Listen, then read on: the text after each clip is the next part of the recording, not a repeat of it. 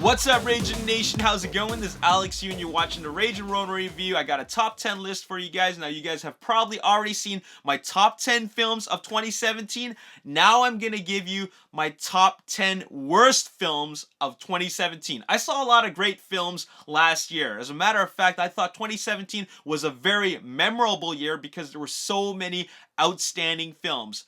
I also did watch a lot of really bad films, and I'm going to give you that top 10 list right now. We're going to start with number 10, and that is Baywatch. Okay, fine. It wasn't that bad, but it really wasn't anything that new. It was funny at times, but there are a lot of times I felt that everybody else was laughing, and I just found myself just going, okay. Yeah, that was funny, but not that funny. But anyways, it was a fun movie, and it doesn't take itself seriously, but I gotta tell you that there's another film that did this genre a lot better, and that's 21 and 22 Jump Street. They took the 80s TV show, and they made it really hilarious, and at the end of the day, it was a good movie. Baywatch followed that exact same formula, but they couldn't quite pull off what 21 Jump Street did. So that's number 10. Number 9, Resident Evil, The Final Chapter. Now, did anybody expect for this film to actually be good? Sure, it was a bad film, but it was a fun bad film, and I expected nothing less because I'll tell you, I enjoy these types of films. Resident Evil, all 6 of the films are absolutely all the same. It's just pure sci-fi nonsense. But you know what? These are fun films, and these are films that are completely mindless, and it's the type of film that you watch when you don't know what else to watch. So I enjoyed it for what it is, but it still doesn't mean it's a good movie. It's just an enjoyable piece of entertainment. Number 8, The Dark Tower. Now, I had a number of expectations going into this film, but I felt quite empty coming out of the theater. It's a Stephen King it's based off a Stephen King novel, and I felt that they could have done so much more with it, but at the end of it all, it just felt that this is just a very, very generic action film with some fantasy sci-fi elements in there that really don't contribute a lot of value to the story. It just doesn't. Unfortunately, it's one of those cases where I feel like the book must have or had to been a lot better than this. Number 7, Transformers Last Night. I know I have a lot of Transformers fans watching this video right now, and don't hate me for this, but you probably already do, but Transformers Last Night is number 7 in my top 10 worst films of 2017. Maybe I shouldn't have had such sky-high expectations, but I did have sky-high expectations after what they showed us, but I just came out of the theater extremely disappointed. I'm sure you guys have seen my review and my reaction to this movie. I just didn't feel that it was up to your standard Michael Bay standards. Michael Bay has made better Transformers films in the past. This was a pretty bad film. All right, moving on. Let's talk about number 6. That is Geostorm. Now, I don't think Geostorm is a bad film. I don't think it's a bad film at all. It just doesn't try hard enough at actually being good. That's what it is. Because this film is so, it's just so much, it's just so full of, bad stuff, and they could have made, a decent film out of this, but they ended up making a film that just really is just so, it's just so dumb. It's just so stupid. But I don't think it's a bad film. I just think this is a very, very unintelligent film. This is the lowest intelligence level of storytelling I've ever seen, if you could even call that storytelling. All right, but I found it enjoyable in a way where it wasn't meant to be. I found it very laughable, but I still enjoyed it in some way.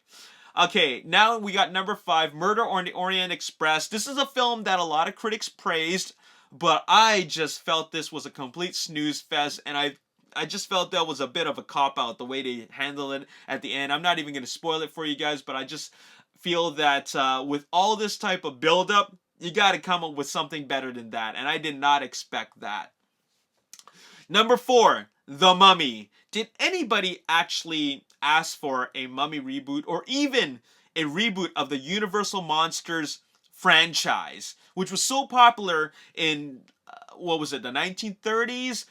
During the time of black and white cinema, okay? Did anybody actually ask for a reboot, let alone a Mummy reboot, when we already had two great Mummy films which starred Brendan Fraser?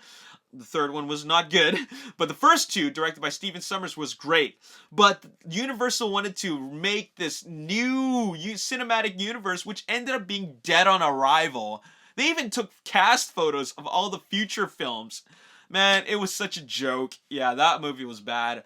Number 3, Valerian and the City of 1,000 Planets. Oh man, I don't know what Luc Besson is trying to do, but let's just say that Fifth Element was his last good science fiction film, and I know that he wanted to bring Valerian and City of 1,000 Planets into that level of quality storytelling, but I'm telling you that this is nowhere near that, and it has a lot to do with the fact that maybe he wanted too much in his movie, and also his two lead actors were just really weak, just not charismatic, and just really not great actors to begin with.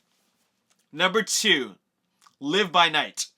Live by Night is a gangster film starring and directed by Ben Affleck, and Ben Affleck is known for directing some really great films.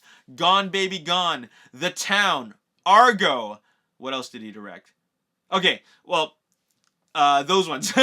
but those were all great films. Argo was outstanding. Live by Night was just pure, just, oh man, it's a garbage film. It's just a garbage film and a snooze fest. There's nothing great about this film at all. Maybe a little bit of moments, but I can't even remember them. But I'm gonna move on to the worst film of this year, which I don't even know why anyone would, or how anyone would like this film. Freefire, executive produced by Martin Scorsese. Just because Martin Scorsese has his name attached to this film doesn't mean it's gonna be good, okay? He's had his name attached to other films, but they ended up being bad, okay? This is one of those films, and I just cannot believe that somebody thought it would be a good idea to have a film driven entirely by random gunfire. And I'm not talking about like an action sequence. I'm talking about like, boom. Oh, did I hit you? No, you didn't. Let me try again. Boom. Oh, you hit me. Oh man, I can't believe you hit me. Haha, I got you. Repeat that throughout the entire movie. Oh man, I saw people walking out of the theater. It was just, what a waste of time. That is such a bad movie. And I want the filmmakers to know that you guys made a crappy movie. That was pure garbage. Yeah. So anyways, yeah, what a complete waste of time that was. Anyways, there you have it. Those are my top 10 worst films of 2017. And why don't you guys stay tuned for my top 10 most anticipated films of 2018, this year. This is a big year for blockbuster films, as they always are, and I want to let you guys know what my top 10 highly anticipated films are of this year. Stay tuned for that. As always, if you enjoyed this video and you want to see more, hit the like button, subscribe to YouTube channel, like me on Facebook, The Ragin Nation, also follow me on Twitter, Ragin Nation. My name's Alex. Thanks for watching. I'll see you next time. Peace.